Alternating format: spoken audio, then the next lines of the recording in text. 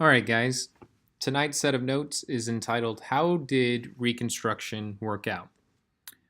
So far, we've reviewed presidential Reconstruction under Andrew Johnson, who wanted a swift and smooth return of the Confederate States back to the Union, and how his plan upset many members of Congress, particularly Republicans, especially radical Republicans, who wanted to make sure that African Americans' rights were protected in the South, and many of these radical Republicans also wanted to punish the South or make sure that they learned their lesson as a result of the Civil War and change Southern society.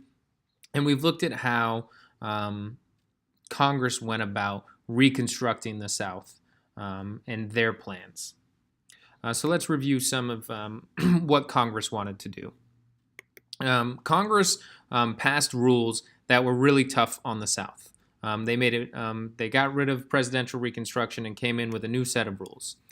Some of these included making ex-slaves citizens and guaranteeing their right to vote. And this is what the 14th and 15th Amendments are doing. Congress also passes rules that takes away the voting rights of ex-Confederate officials. So politicians during the Confederacy couldn't rerun for office. If you were a Confederate politician, you couldn't be a politician in the South afterwards.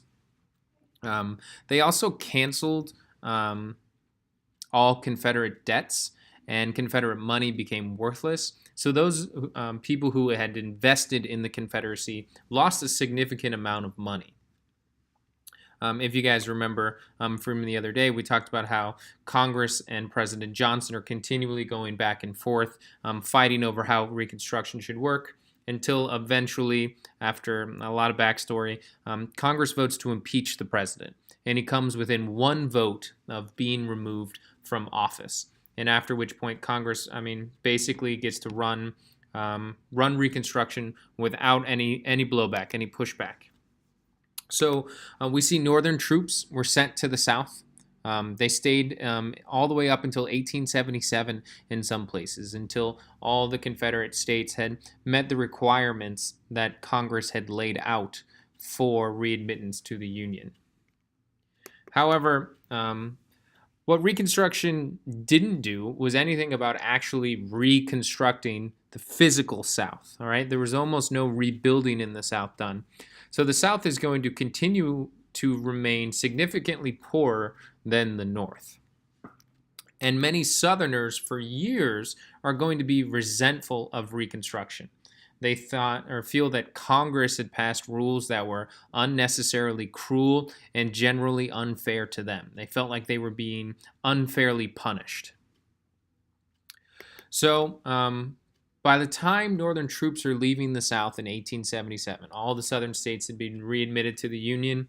Things begin to change, and slowly, all those advances that had been made for freedmen, for former slaves, begin to be chipped away at. And we see a new set of laws being passed in the South called Jim Crow laws.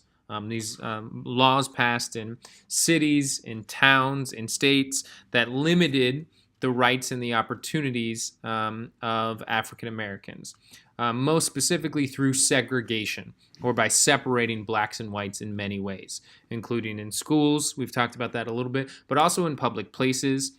Public restrooms, public water fountains were all segregated. They also made it almost impossible for blacks to vote in the South.